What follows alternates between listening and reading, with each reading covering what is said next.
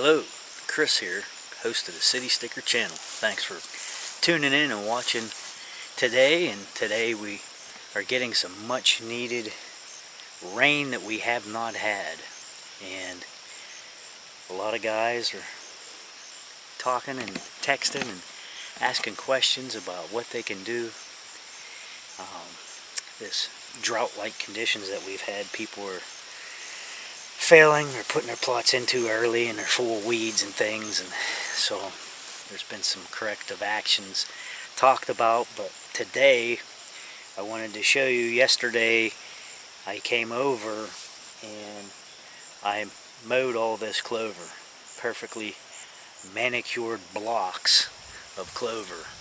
Okay, that one I just showed you, have one right behind me here, and then one beyond that, even further out.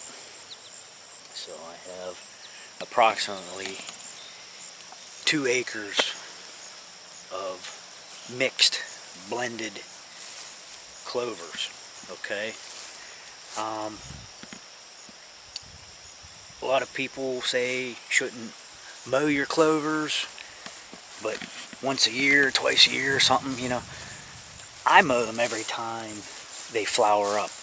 When the flowers come on and that seed head starts to turn brown, I come over and mow, and I spread that free seed and it thickens it up. And as you can see, very, very nice blocks of clover. I treat it much like a lawn. I don't let it get much over 6 or 7 inches. I like to keep it short, palatable, sweet. I have used IMOX spray in it. IMOX keeps away the broadleafs and most grasses. If you watched my last video, I talked about some of the bunch grasses and the nettles that the IMOX doesn't seem to kill.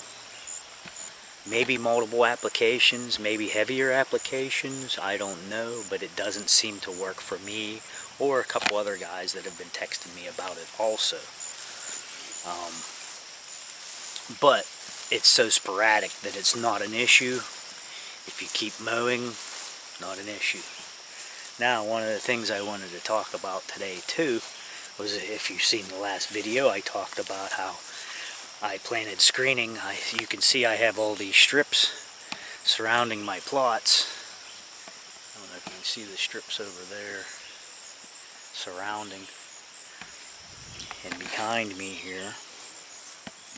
But I talked about all those strips and how I had a failure and it was my fault. I had some things going on in my life and I wanted to get this screening in at a decent time early and forget about it. And I caught that last frost that we had late, almost into June, and it frosted my screening. So what I did is I came back in and tore it up with the cultivators. As you can see, just went like 2-3 inches deep after I'd sprayed and killed anything off, and then I waited for it to start to green back up, see if anything was going to pop back up, and I sprayed Gly, waited a couple of days, and then I came over and spread new screening. And but as you can see here, you can see all the new screening popping up, but my issue was, I believe now, that it was going to be too thin of a stand. So yesterday I came over with winter wheat, and I'll try to zoom in a little bit. Since we had all this incoming rain, I came in and spread winter wheat all throughout. Oh, I hope that's showing up. But yeah, I came through and spread winter wheat amongst all the strips just to fill in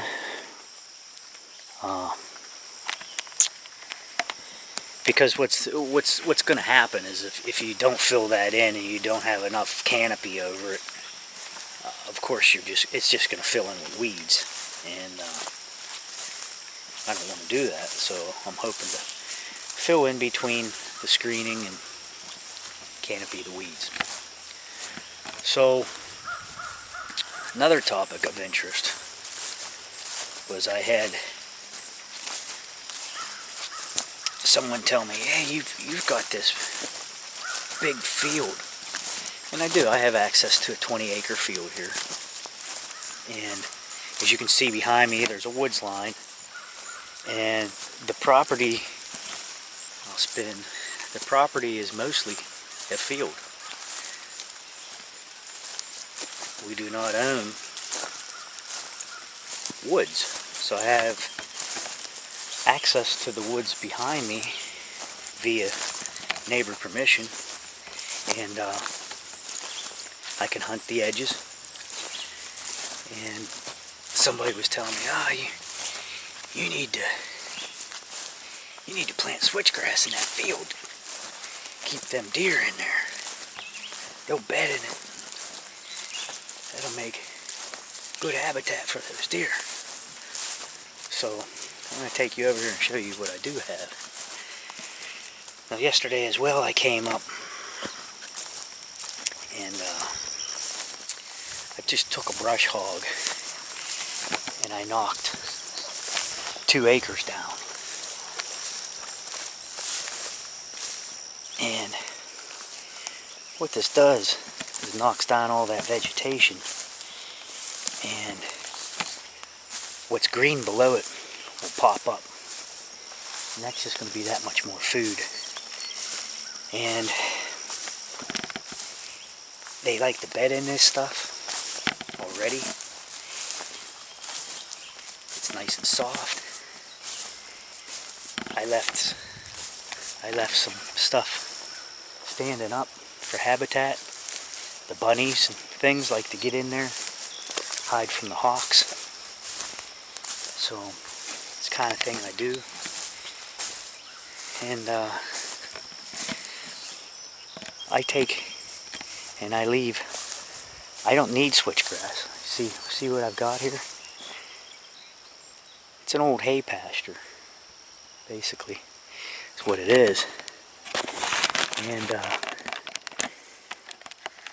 they enjoy staying in that. It's free.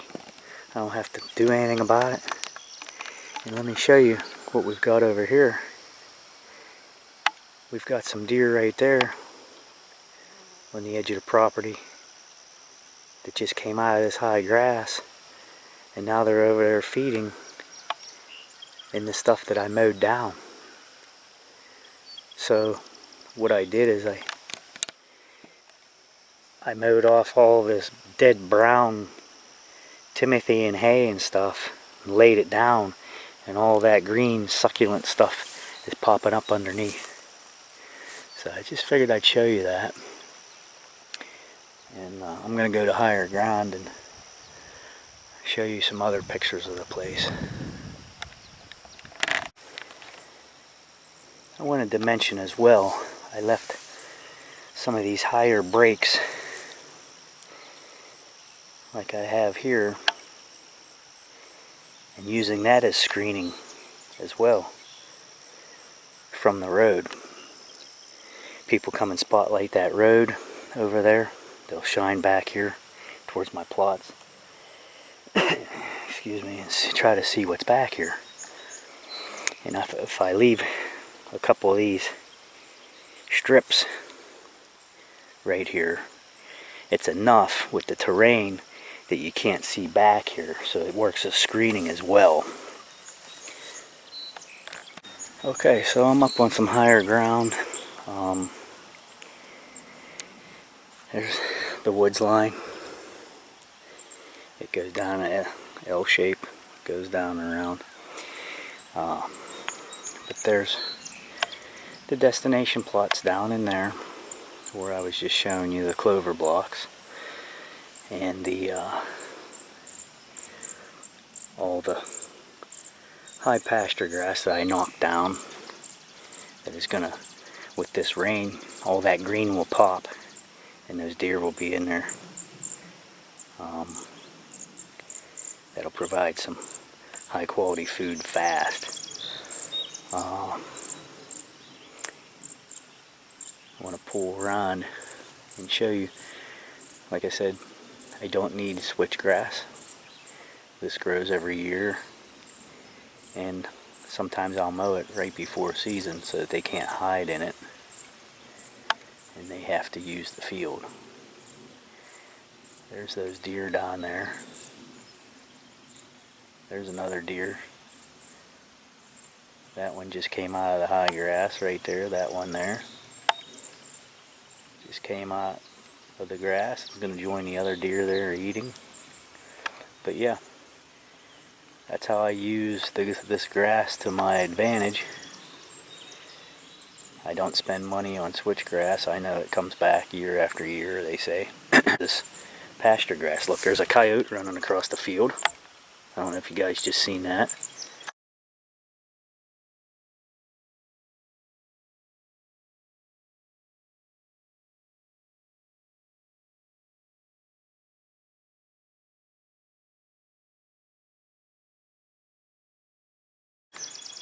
Just had a coyote.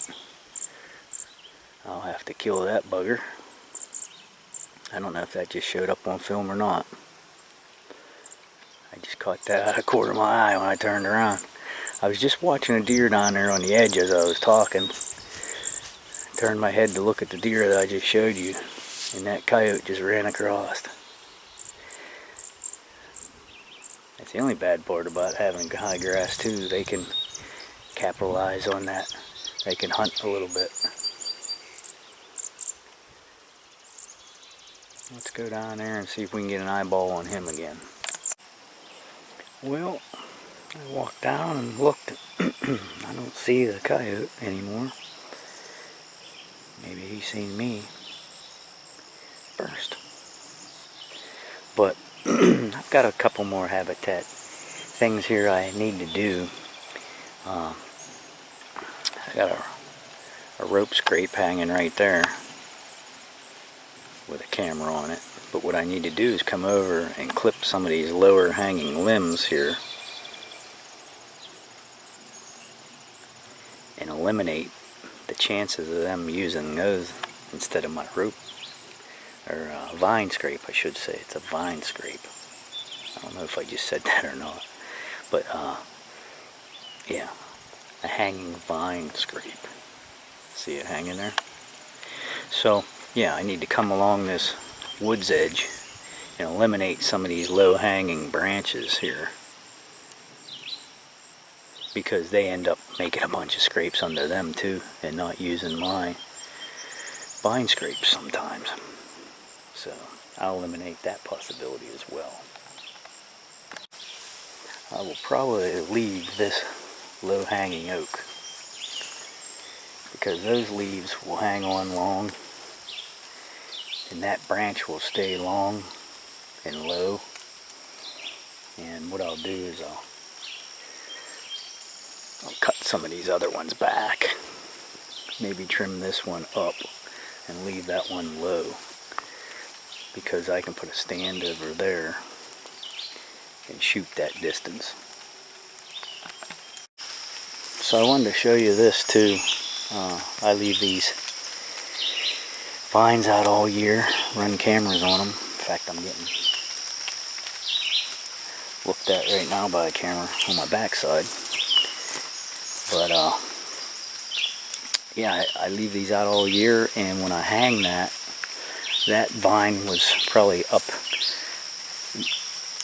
between belly button and chest height.